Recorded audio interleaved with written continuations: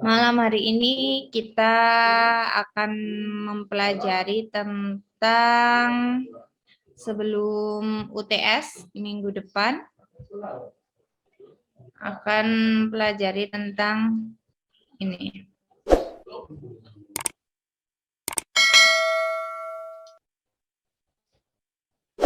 Memperbaiki kinerja karyawan. Jadi kemarin kita sudah mempelajari apa itu evaluasi kinerja, apa itu standar kinerja, apa itu metode-metode kinerja, metode-metode untuk mengukur kinerja, apa saja bias dan tantangan dalam proses pengukuran kinerja atau penilaian kinerja. Dan yang terakhir, minggu kemarin kita mempelajari tentang, ada yang masih ingat kemarin tentang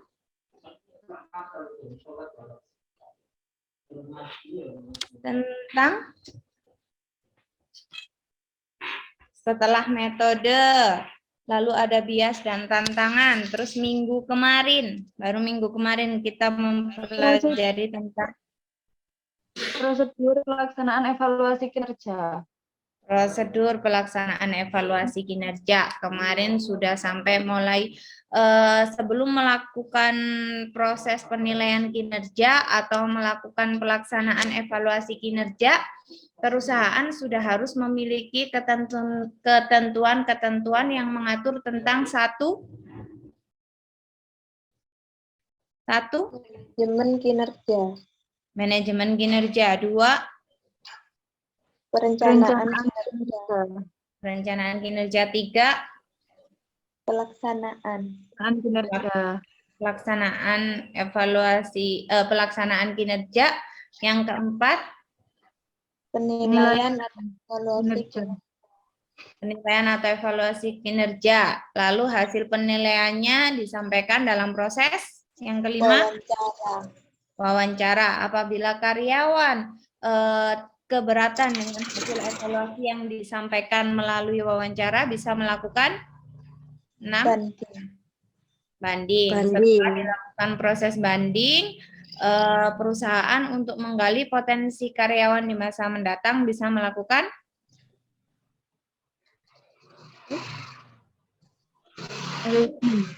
apa? Sentra asesmen atau penilaian terpusat. Nah, pada materi ke-6 kemarin kita telah membahas prosedur pelaksanaan dari evaluasi kinerja itu sendiri, lalu diperoleh hasilnya disampaikan melalui proses wawancara. Karyawan yang merasa keberatan dengan hasil evaluasi kinerja bisa melakukan banding. Setelah mengetahui hasil dari evaluasi kinerja yang disampaikan, maka perusahaan akan melakukan perbaikan-perbaikan terhadap kinerja karyawan yang dirasa belum mencapai standar kinerja yang ditentukan oleh perusahaan. Nah, perusahaan yang ingin terus maju dan berkembang adalah perusahaan yang mau menjadikan organisasinya menjadi media pembelajaran atau learning organization. Kinerja yang baik adalah kunci dari kemajuan organisasi atau perusahaan. Oleh karena itu, perusahaan harus bisa belajar dari kinerja yang sudah dicapai untuk memperbaiki dan meningkatkan kinerja di masa yang akan datang, serta belajar untuk memperbaiki kekurangan-kekurangan di masa sebelumnya dalam proses perencanaan dan pelaksanaan program kerja di kemudian hari. Untuk mencapai hal tersebut, berikut ini adalah beberapa langkah yang dapat dilakukan organisasi atau perusahaan untuk memperbaiki kinerja karyawan.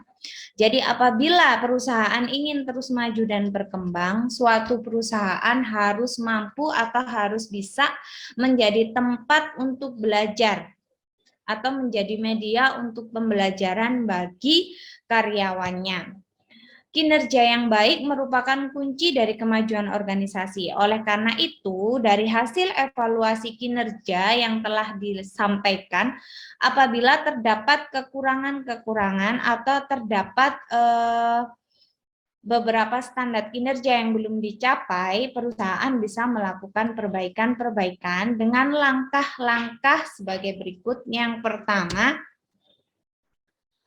bisa melaksanakan tindak lanjut audit. Jadi evaluasi kinerja kemarin dilaksanakan melalui proses audit. Dengan metode-metode yang ada, mereka melakukan proses audit atau proses pemeriksaan ataupun proses penilaian untuk melihat apakah tujuan perusahaan sudah tercapai dan apakah kinerja karyawan selama ini sudah memenuhi standar kinerja yang ditentukan. Apabila audit sudah dilaksanakan, evaluasi sudah dilaksanakan, ada beberapa kinerja yang memerlukan untuk perbaikan, maka perusahaan bisa melakukan langkah yang pertama, yaitu melakukan tindak lanjut dari hasil audit atau dari hasil penilaian. Audit sumber daya manusia merupakan suatu pemeriksaan dan penilaian secara sistematis, objektif, dan terdokumentasi terhadap fungsi-fungsi organisasi yang terpengaruh oleh manajemen sumber daya manusia untuk pemenuhan tujuan organisasi. Mendapatkan kesempatan untuk diaudit oleh institusi yang berwenang bagi suatu organisasi adalah kesempatan yang sangat baik. Karena melalui hasil audit tersebut, suatu organisasi bisnis akan mengetahui kekurangan yang ada dalam perusahaan. Tindak lanjut dari hasil audit adalah langkah-langkah yang harus diambil oleh auditi atau organisasi yang diaudit untuk melaksanakan rekomendasi atau saran auditor atau saran dari pihak penilai untuk melakukan perbaikan kinerja ke depan. Tujuan tindak lanjut audit ada 4. Yang pertama, membantu pimpinan perusahaan dalam mengarahkan tindakan yang akan diambil terkait dengan hasil audit yang diterima, mengevaluasi kinerja lembaga audit itu sendiri, apakah kinerja dari lembaga audit yang dipercayakan untuk menilai hasil karyawan merupakan suatu lembaga yang memiliki kinerja yang baik atau tidak. Hasil dari tindak lanjut audit dapat menjadikan ukuran yang baik untuk menilai dan mengevaluasi kinerja lembaga audit itu sendiri, seperti menilai tingkat kehematan pelaksanaan audit. Tujuan tindak lanjut audit yang ketiga yaitu memberikan masukan bagi perencanaan strategis audit kinerja pada lembaga audit. Dan yang terakhir yaitu mendorong pembelajaran dan pengembangan auditi atau perusahaan yang diaudit. Jadi tindak lanjut dari adanya audit atau penilaian kinerja itu memiliki tujuan diantaranya keempat ini. Dari keempat tujuan ini mana yang belum difahami?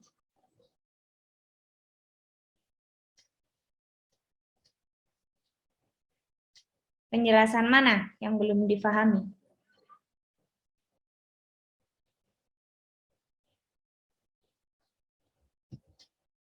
Sudah cukup paham? Kalau paham kita next.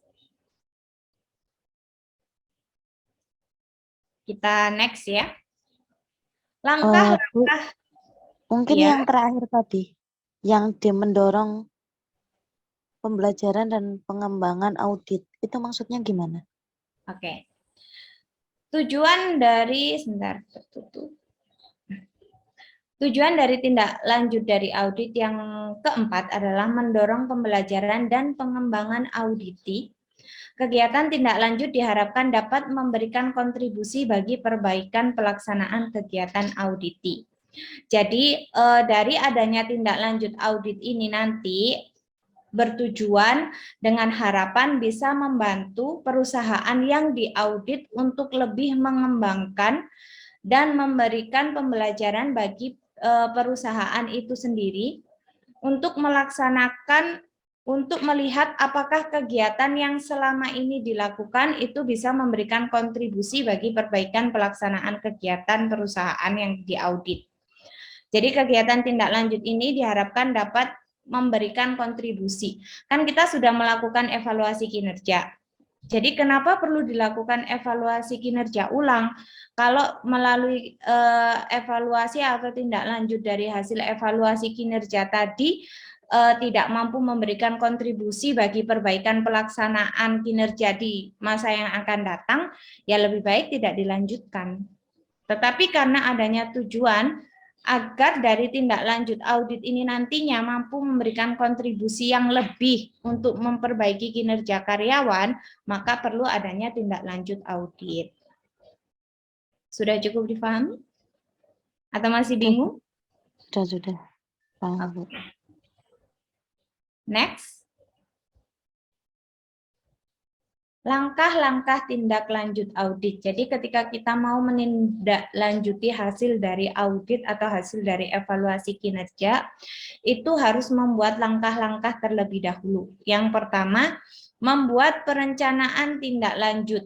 Jadi proses tindak lanjut harus dilakukan jika dampak dari kegiatan tindak lanjut tersebut melebihi biayanya. Jadi kalau dampak yang dihasilkan dari adanya tindak lanjut audit itu melebihi biaya yang akan dikeluarkan untuk melakukan audit ulang, maka harus dibuat perencanaan terlebih dahulu. Tetapi jika dampak dari kegiatan tindak lanjut audit tersebut tidak melebihi dari biayanya, atau mungkin dampak dari kegiatan tindak lanjut tersebut lebih kecil dari biaya yang dikeluarkan, maka tindak lanjut audit perlu dilakukan atau tidak?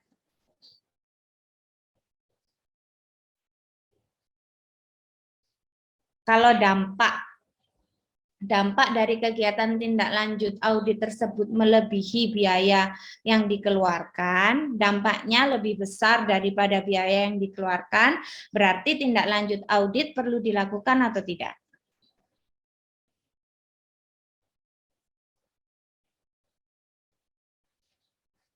Dampaknya, hasil dari kegiatan tindak lanjut audit tersebut bisa bermanfaat lebih atau bisa berdampak positif lebih daripada biaya yang dikeluarkan untuk melaksanakan tindak lanjut audit, berarti tindak lanjut audit tersebut perlu dilakukan atau tidak?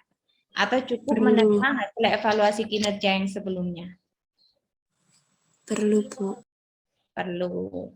Jadi kalau dampak dari kegiatan tindak lanjut audit tersebut bisa melebihi biaya yang dikeluarkan, ya berarti memang perlu dilakukan adanya tindak lanjut audit. Tetapi kalau memang dampak dari kegiatan tindak lanjut audit tersebut tidak kurang, atau mungkin biaya yang dikeluarkan itu lebih besar daripada dampak yang akan diterima, dampak positif yang akan diterima, berarti tindak lanjut audit tersebut tidak perlu dilakukan. Atau mungkin dari hasil evaluasi kinerja di beberapa program sudah keluar, tetapi program tersebut seiring berjalannya waktu itu ternyata sudah tidak ada, berarti tidak perlu lagi dilakukan tindak lanjut audit. Maka dari itu, dalam melakukan tindak lanjut audit harus ada langkah-langkah. Yang pertama, membuat perencanaan tindak lanjut. Kalau memang diperlukan dampaknya lebih baik daripada hasil audit sebelumnya, ya berarti harus dilakukan. Apabila program-program yang ingin ditindaklanjut hasil auditnya tersebut mungkin bisa mempengaruhi atau memberikan efek kenaikan atau perbaikan kinerja karyawan, ya berarti harus dilakukan. Tetapi kalau tidak, ya tidak perlu dilakukan. Cukup dengan menerima hasil dari evaluasi kinerja sebelumnya. Yang kedua, langkah yang kedua, menentukan lingkup tindak lanjut dengan menentukan aspek audit terdahulu yang ditindaklanjuti. Jadi, sebelum melakukan tindak lanjut audit harus dibuat lingkupnya dulu. Tidak semua hasil dari evaluasi kinerja tersebut dilakukan tindak lanjut audit. Mungkin hanya dispesifikasikan di beberapa aspek yang mungkin di audit yang terdahulu atau di evaluasi kinerja terdahulu memang memerlukan adanya tindak lanjut audit. Tetapi kalau lingkup dari evaluasi kinerja yang terdahulu tidak memerlukan tindak lanjut audit, ya tidak perlu dilakukan tindak lanjut audit. Jadi lingkupnya diperkecil. Yang ketiga, mempertimbangkan untuk melakukan cross audit follow up atau Kegiatan cross audit follow up yaitu mencakup review beberapa hasil audit dalam satu entitas atau beberapa hasil audit yang bertopik sama dalam beberapa entitas. Jadi dipertimbangkan untuk melakukan cross audit follow up apabila dalam perusahaan ada beberapa entitas yang memiliki hasil audit, entitas yang sejenis maupun yang bertopik sama, tetapi ada dalam beberapa entitas, maka perlu dilakukan audit. Contohnya, misal kalau dalam perusahaan tersebut ada penyimpangan penggunaan dana, kan berarti cross audit follow up, mereview beberapa hasil audit dalam satu entitas. Ada penyimpangan dana atau ada penyimpangan dari adanya kegiatan kinerja yang tidak sesuai dengan entitas yang ada dalam perusahaan, maka perlu dipertimbangkan untuk melakukan hal tersebut. Yang keempat, menyiapkan sumber daya untuk tindak lanjut audit. Jadi sumber daya di sini baik sumber daya manusia yang akan menjalankan proses audit, sumber daya modal, dan sumber daya pendukung lain yang ada dalam perusahaan.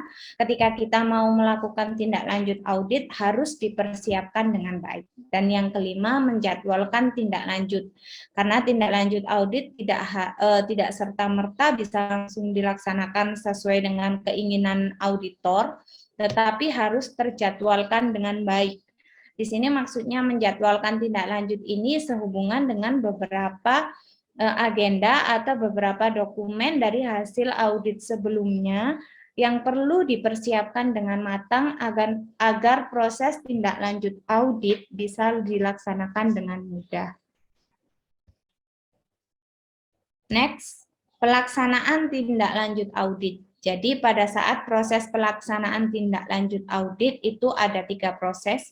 Yang pertama, mengumpulkan informasi dulu dari hasil audit sebelumnya. Yang kedua, mencatat hasil. Hasil dari tindak lanjut dicatat seperlunya. Tindakan yang diambil untuk setiap rekomendasi dicatat sesuai dengan status pelaksanaannya. Jadi dari hasil evaluasi sebelumnya, informasi tersebut dikumpulkan. Apakah rekomendasi atau saran perbaikan kinerja selama ini sudah terlaksana dengan baik atau belum? Mana-mana saja departemen atau bidang-bidang yang sudah melaksanakan rekomendasi atau saran dari auditor. Apabila saran dari auditor tersebut sudah dilaksanakan, maka bisa dikasih catatan status pelaksanaannya. Apakah sudah terlaksana dengan baik, atau masih dalam proses pengembangan, atau masih dalam proses perencanaan pelaksanaan. Semua hasilnya dicatat. Dan yang ketiga, menilai dampak dari audit kinerja. Penilaian pelaksanaan rekomendasi serta dampak audit akan membantu auditi dalam menilai kondisi organisasi. Jadi pelaksanaan dari saran-saran yang selama ini diberikan oleh auditor akan membantu perusahaan untuk menilai kondisi perusahaannya saat ini. Jadi kenapa perlu dilaksanakan audit kinerja atau evaluasi kinerja? Karena dari hasil evaluasi kinerja ini nantinya apabila ada beberapa saran atau rekomendasi dari tim auditor, itu bisa membantu perusahaan untuk menilai kondisi dari organisasi yang sesungguhnya. Apakah kondisi dari perusahaan tersebut selama ini standar kinerjanya yang diberikan sudah sesuai atau belum, job description yang diberikan kepada karyawannya sudah sesuai atau belum, sumber daya yang dikelola dalam proses pelaksanaan kinerjanya sudah memadai atau belum. Nah, dari dampak dari audit kinerja itu bisa menilai apakah hal-hal tersebut selama ini di perusahaan sudah dilaksanakan atau belum. Setelah melakukan pelaksanaan tindak lanjut audit, maka perlu adanya pelaporan. Jadi auditi atau perusahaan yang diaudit harus melaporkan perbaikan atau pelaksanaan saran yang berkenaan dengan temuan yang disampaikan auditor. Jadi misalnya kalian sebagai tim penilai menemukan bahwa selama ini kinerja karyawan itu menurun karena tidak adanya job description yang jelas. Maka kalian selaku tim auditor atau tim penilai memberikan saran dan rekomendasi kepada perusahaan untuk melakukan penyesuaian job description-nya. Nah, setelah mendengarkan saran dari tim penilai atau tim auditor, perusahaan harus melaporkan kembali kepada tim auditor. Kami sudah melakukan penyesuaian job description seperti yang disarankan oleh Anda tim penilai. Jadi pelaporan dari hasil tindak lanjut audit itu harus tetap dilakukan oleh perusahaan yang diaudit. Nah, laporan-laporan yang harus dilaporkan oleh perusahaan yang diaudit itu harus mencakup satu, menggambarkan hasil analisis atau manfaat yang diperkirakan dan manfaat aktual dalam periode tertentu. Jadi, tim penilai memberikan saran atau rekomendasi dengan harapan saran atau rekomendasi yang diberikan tersebut bisa memberikan manfaat bagi proses perkembangan kinerja karyawan atau perbaikan kinerja karyawan. Nah, tim perusahaan apabila sudah melakukan rekomendasi, apabila sudah melaksanakan rekomendasi yang diberikan oleh tim auditor, di dalam laporannya harus menyertakan ketika job description tadi sudah disesuaikan, apakah manfaat dari perbaikan kinerjanya saat ini atau yang diharapkan sudah tercapai atau belum dengan keadaan yang nyata atau keadaan secara aktualnya. Yang kedua, laporan tersebut harus mencakup ringkasan pelaksanaan rekomendasi. Dalam laporan harus disertakan ringkasan pelaksanaan saran-saran yang diberikan oleh tim auditor. Yang ketiga, laporan menitik beratkan pada pelaksanaan saran yang buruk. Jadi laporan di situ diberi poin penting, menitik beratkan pada pelaksanaan rekomendasi yang buruk. Apabila rekomendasi yang disampaikan oleh tim auditor ternyata justru tidak dapat memperbaiki kinerja karyawan, maka dalam laporan yang disampaikan oleh auditi atau perusahaan yang diaudit, saran tersebut, pelaksanaan dari saran tersebut harus dijadikan poin penting. Kenapa? Agar tim auditor juga bisa mengevaluasi dari rekomendasi yang telah diberikan. Yang keempat, laporan yang disampaikan oleh auditi harus menggambarkan tindakan yang diambil atas pelaksanaan rekomendasi yang buruk. Jadi karena adanya poin penting dari saran-saran atau rekomendasi yang mungkin tidak sesuai dengan pelaksanaan yang ada dalam perusahaan, maka dalam laporan tersebut juga harus menggambarkan tindakan yang akan diambil terhadap saran yang tidak sesuai. Sampai sini dari pelaksanaan tindak lanjut audit ada yang ditanyakan? Jadi langkah pertama yang bisa dilakukan perusahaan untuk memperbaiki kinerja karyawan adalah melakukan tindak lanjut audit. Dalam tindak lanjut audit itu berarti poin intinya apa? Dari tadi tujuannya, dilihat dari langkah-langkahnya, dilihat yang harus disampaikan. Poin inti dari pelaksanaan tindak lanjut audit adalah membantu pimpinan memberikan ini Bu, masukan atau evaluasi lembaga. boleh, atau untuk mengetahui apakah rekomendasi atau saran-saran yang diberikan oleh auditor bisa membantu memperbaiki kinerja karyawan. Jadi dari hasil evaluasi kinerja, setelah melalui proses banding, melalui sentra asesmen, harusnya kan saran-saran dari temuan auditor dan rekomendasi yang disampaikan oleh auditor kan dilaksanakan oleh perusahaan. Misal seperti tadi, kinerja karyawan menurun karena tidak adanya job description yang sesuai atau adanya job description yang jelas. Maka auditor akan memberikan saran untuk menyesuaikan job description dengan bidang dan keahlian karyawan. Ketika saran tersebut sudah dilaksanakan oleh perusahaan yang diaudit, maka perusahaan tersebut rekomendasinya tersebut bisa bekerja dengan baik atau tidak.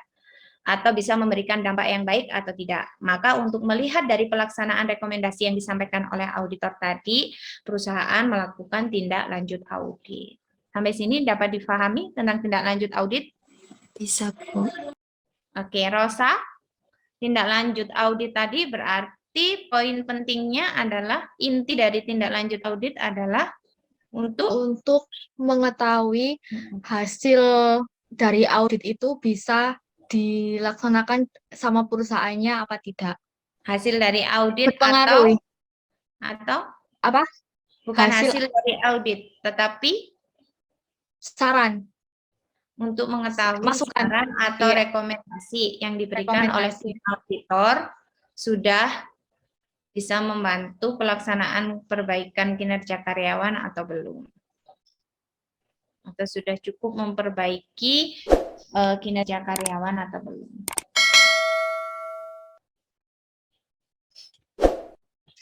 Sampai sini paham? Ya, Bu. Oke, yang kedua, perusahaan untuk memperbaiki kinerja karyawan bisa melakukan feedback atau umpan balik. Informasi hasil pengukuran kinerja dapat dijadikan sebagai umpan balik untuk mengarahkan perilaku karyawan menuju perbaikan kinerja selanjutnya. Apabila diproses dengan benar, maka feedback akan dapat membantu manajemen memperbaiki kinerja karyawan.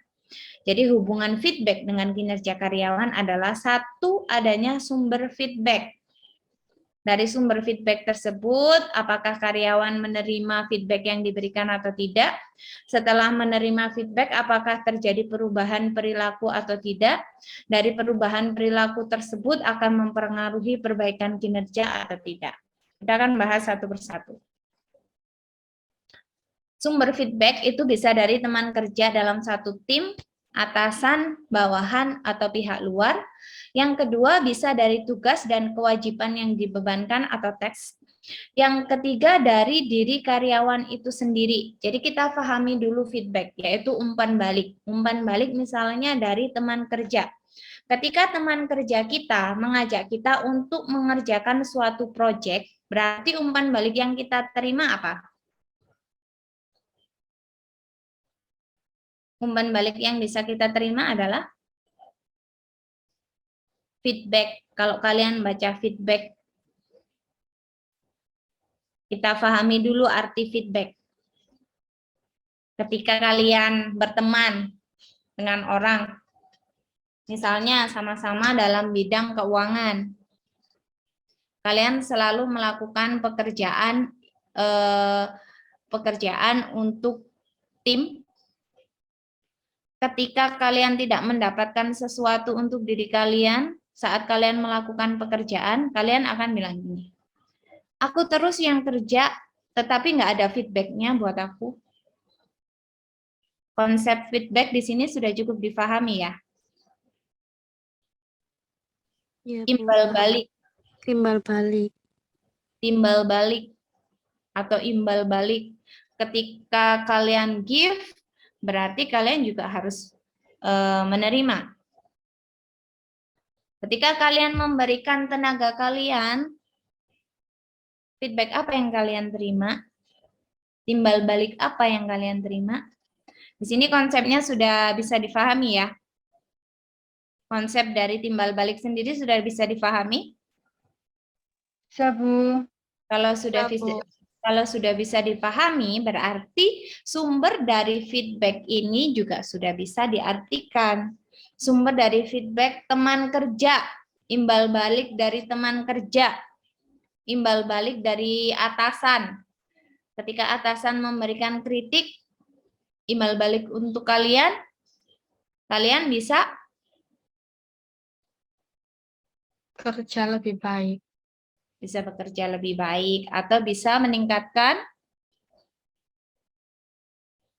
Kinerja. Kemampuan kerja. kinerja karyawan atau kinerja kalian. Yang kedua, tugas dan kewajiban yang diberikan. Dengan kalian mengerjakan tugas dan kewajiban yang diberikan oleh perusahaan, feedbacknya untuk kalian adalah Gaji. gaji atau kompensasi, ilmu, keahlian, diri kalian sendiri. Jadi feedback itu juga bisa kita peroleh dari diri sendiri. Imbal balik itu bisa kita peroleh dari diri sendiri. Ketika kita memberi tanpa harus mengharapkan ada imbal balik yang kita terima, tanpa kita sadari diri kita sendiri juga bisa menjadi feedback untuk diri sendiri. Yaitu melalui self-controlling atau kontrol diri sendiri atau penilaian diri sendiri. Dengan cara menilai diri kita sendiri, feedback yang kita terima biasanya berupa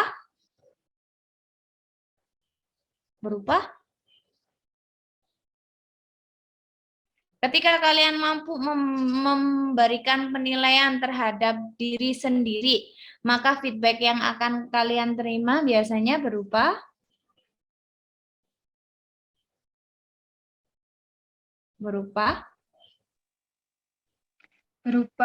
hal-hal yang kita butuhkan, Bu. hal-hal yang kita butuhkan atau bisa berupa kesadaran untuk merubah diri sendiri tanpa adanya paksaan dari orang lain. Ketika kalian merasa kok kinerjaku selama ini menurun ya, karena aku di kantor mungkin terlalu banyak main handphone, atau terlalu banyak menunda-nunda pekerjaan, akhirnya kalian bisa melakukan segala sesuatunya berdasarkan kesadaran diri sendiri tanpa adanya paksaan dari orang lain. Jadi diri sendiri atau diri kalian sendiri juga merupakan sumber feedback untuk memperbaiki kinerja kalian. Next, penerimaan feedback. Jadi berkenaan dengan penerimaan feedback, ada aspek-aspek yang perlu mendapatkan perhatian. Ketika kita memberikan feedback, apakah orang yang menerima feedback tersebut sudah cukup menerima dari apa yang kita berikan? Itu diperhatikan dari beberapa aspek. Yang pertama, karakteristik penerima. Ada orang yang aktif mencari informasi feedback dan ada juga orang yang tidak aktif bahkan menghalangi perolehan feedback.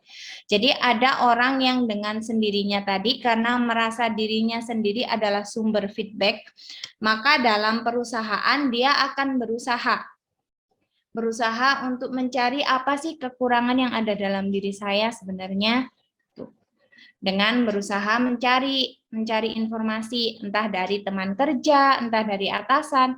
Kan sumber feedback tadi ada banyak. Ya kan?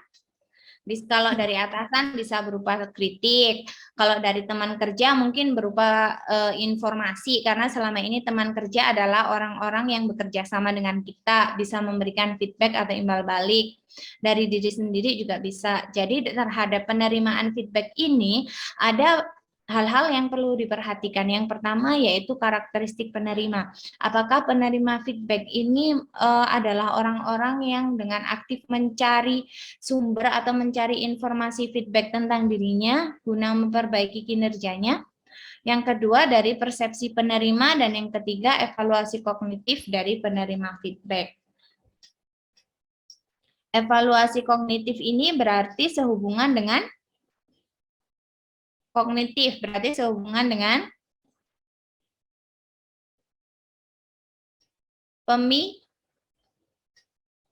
pemikiran. Jadi salah satu aspek yang harus diperhatikan dalam menerima feedback dari sumber feedback tadi adalah bagaimana karakteristik kita, yang kedua bagaimana persepsi dari penerima, dan yang ketiga bagaimana pemikiran dari penerima tersebut. Melalui evaluasi kognitif, apakah penerimaan feedback tersebut bisa mempengaruhi pemikiran orang yang menerima feedback untuk merubah dirinya menjadi lebih baik atau untuk meningkatkan kinerjanya dalam perusahaan. Perubahan perilaku.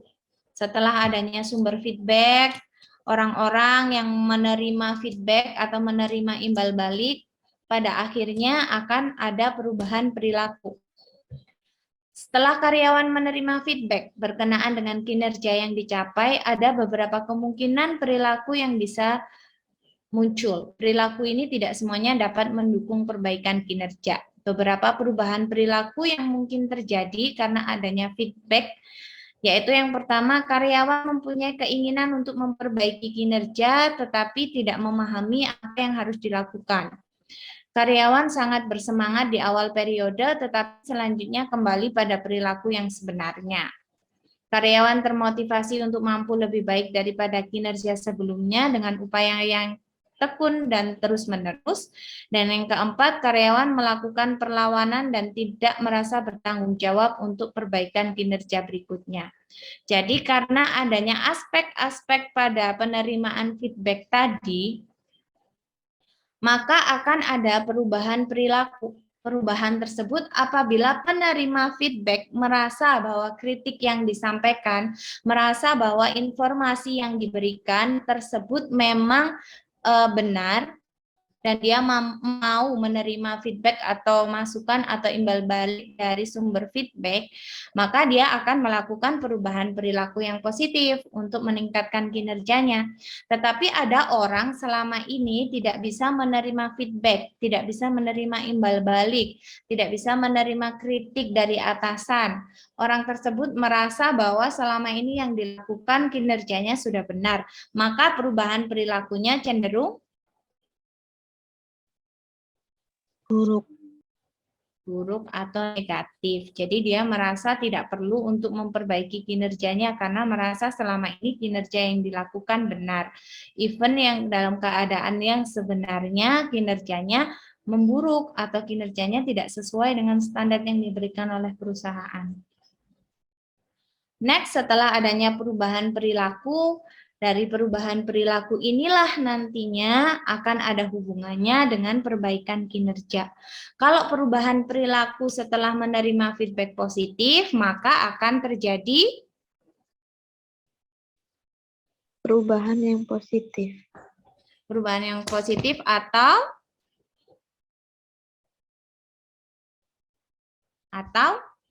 kan tadi sumber feedback. Dari kita adanya sumber feedback, kita menerima feedback dari feedback yang diberikan tersebut bisa mempengaruhi perilaku karyawan.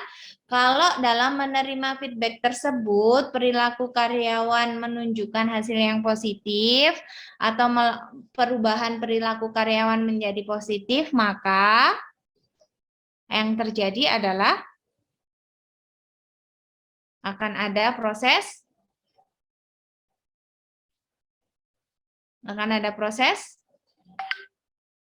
kalau kalian bisa menerima kritik dari atasan, lalu ada perubahan perilaku dari diri kalian bahwa kalian bersungguh-sungguh ingin merubah kinerja dalam diri kalian, berarti akan ada yang terakhir akan ada Perbaikan kinerja. perbaikan kinerja. Ngantuk ya? Ini pembahasannya agak panjang karena ini materi terakhir sebelum UTS. Jadi difahami dengan benar-benar. Dari ada sumber feedback, setelah menerima feedback dari sumber feedback terjadi perubahan perilaku yang relatif negatif, yaitu karyawan merasa bahwa hasil dari penerimaan feedback tersebut tidak sesuai. Dia merasa selama ini kinerjanya sudah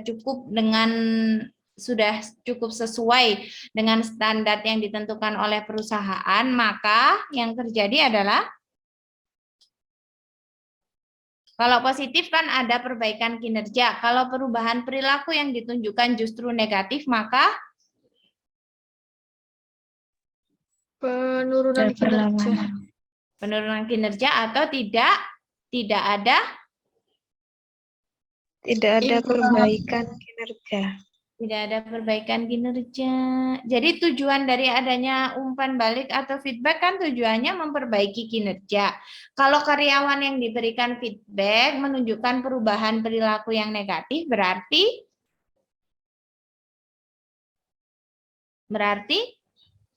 Tidak ada perubahan kinerja. tidak ada perubahan atau perbaikan kinerja. Tinggal nambah kata tidak, susah ya. Susahkah? Atau sudah cukup mengantukkah?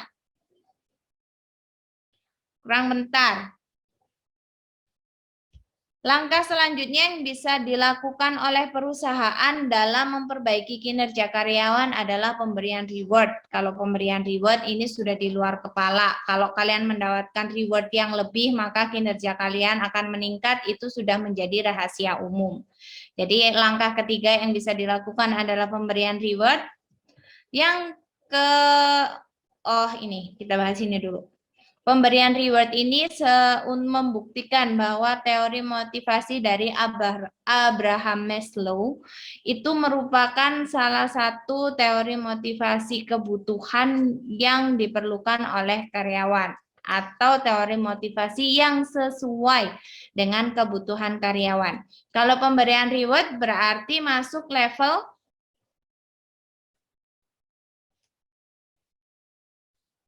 pemberian reward berarti manusia itu sebenarnya membutuhkan apa? Penghargaan. Penghargaan. Esteem needs. Jadi kalau secara psikologi, kebutuhan fisiologi sebagai karyawan, kebutuhannya adalah memiliki pekerjaan atau memiliki gairah kerja.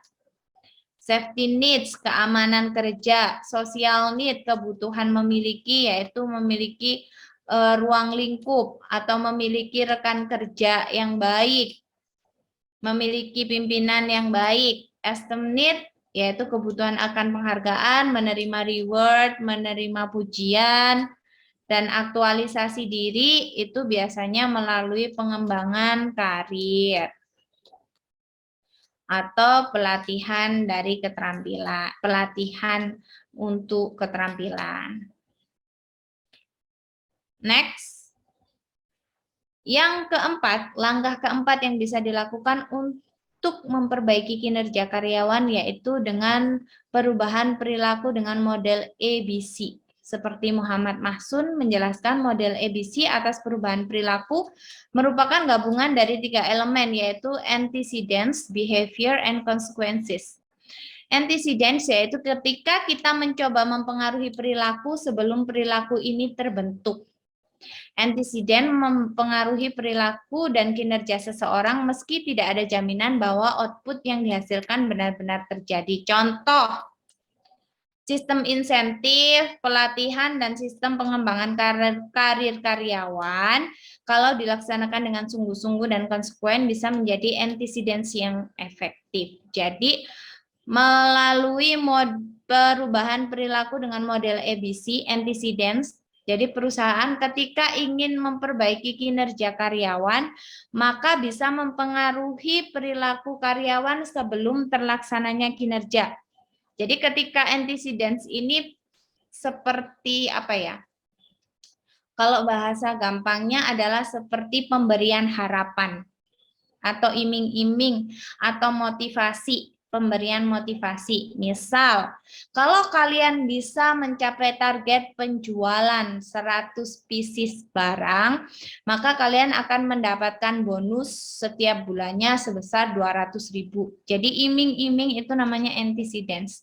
Maka perilaku yang akan ditunjukkan oleh karyawan adalah dia akan berusaha memperbaiki kinerjanya untuk mencapai target yang ditentukan oleh perusahaan. Apakah iming-iming atau motivasi tersebut pada akhirnya nanti didapatkan sama?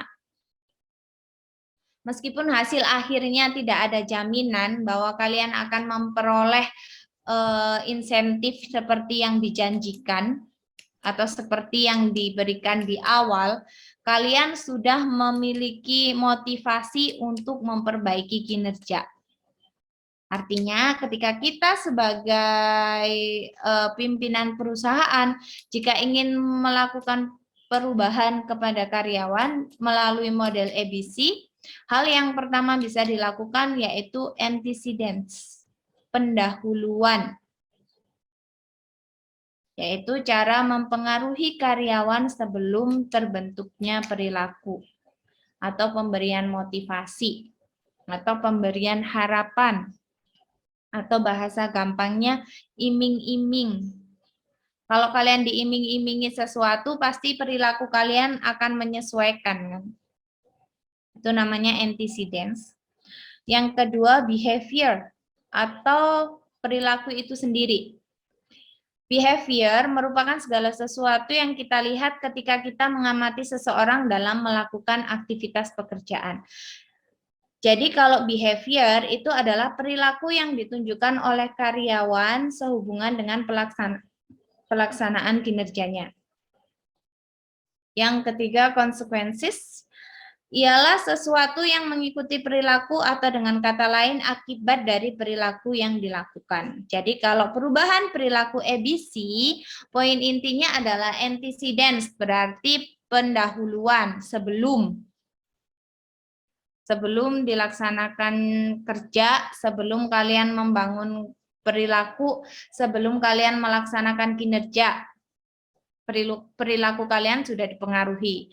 Yang kedua behavior atau selama pelaksanaan kinerja. Kalau yang ketiga berarti consequences, artinya konsekuensi atau hasil akhir. Sampai sini model ABC bisa difahami. Antecedents, behavior, sama consequences. Bisa, Bu. Bisa atau masih ada yang bingung?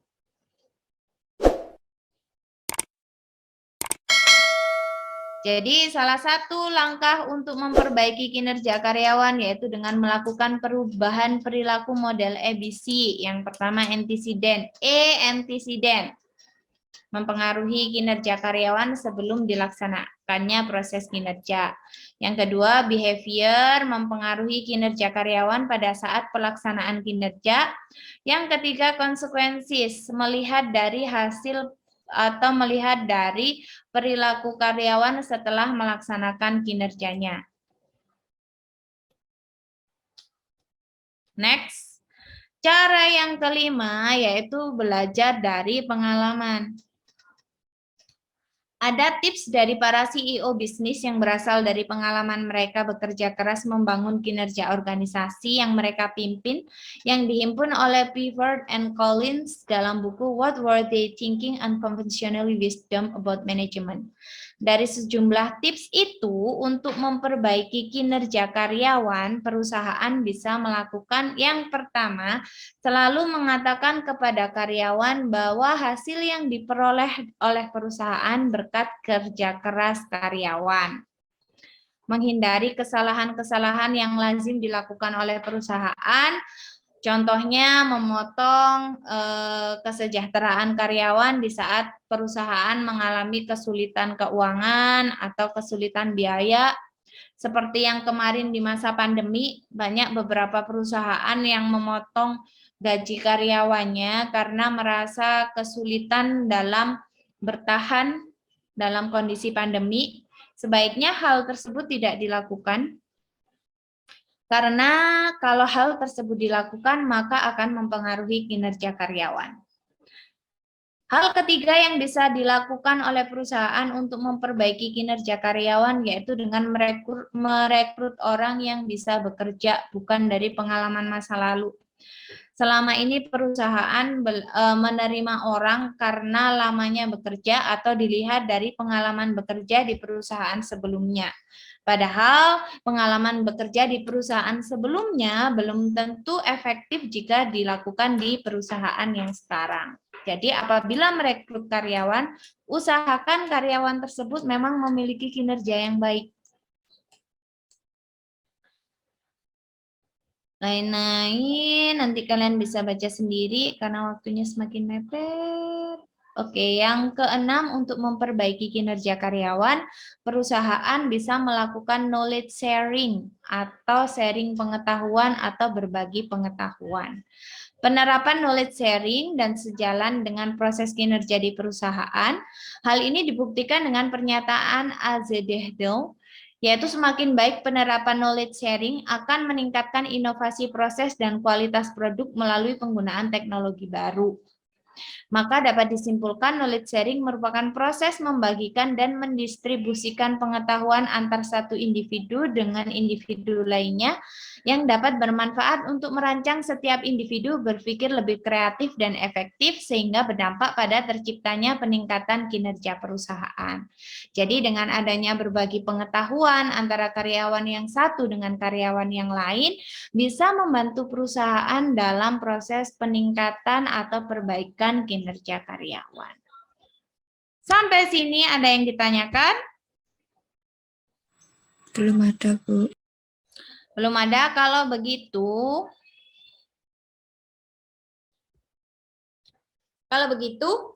tadi untuk memperbaiki kinerja karyawan atau untuk meningkatkan kinerja karyawan dalam perusahaan, perusahaan bisa melakukan 6 langkah. Yang pertama yaitu Melaksanakan tindak lanjut audit. melaksanakan tindak lanjut audit. Yang kedua, Mahda. Yang kedua apa? Yang kedua, feedback, Bu. Yang kedua, Atau feedback. umpan balik. Atau umpan balik. Yang ketiga, Ella. Ya, Bu. Yang Sumber ketiga apa? feedback. Sumber feedback. Feedback tadi nomor berapa, Mahda? 2, Dua. Bu. Nomor 2. Yang ketiga, Sumber feedback. no. Ada 6 langkah. Ada yang tahu yang ketiga? Pemberian Pemberian reward. Pemberian reward. Sama Ella nggak dicatat ya? Dicatat, Bu, tapi nggak dikasih nomor. Dikasih dong. Yang keempat, Yang keempat, perubahan perilaku dengan model ABC. oke. Yang kelima, Isnawati apa? Isnawati. Yang kelima, dari pengalaman. belajar. Dari pengalaman. Belajar dari pengalaman. Dan yang terakhir, apa? Nur Faridatul? Untuk memperbaiki kinerja karyawan, perusahaan bisa melakukan dengan cara yang terakhir. Yang keenam, apa tadi? Nur Faridatul?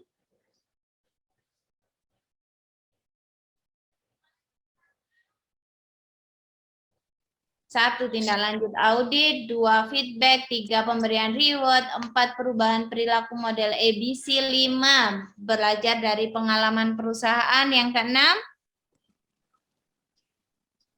ada yang bisa bantu Nur Faridatul? Knowledge sharing, Bu.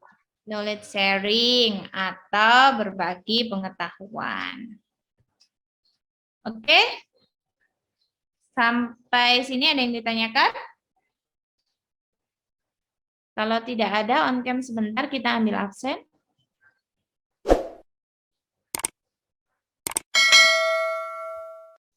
Bentar.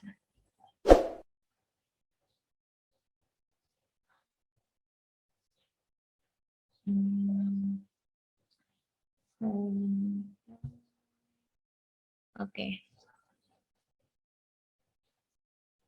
1, 2, 3.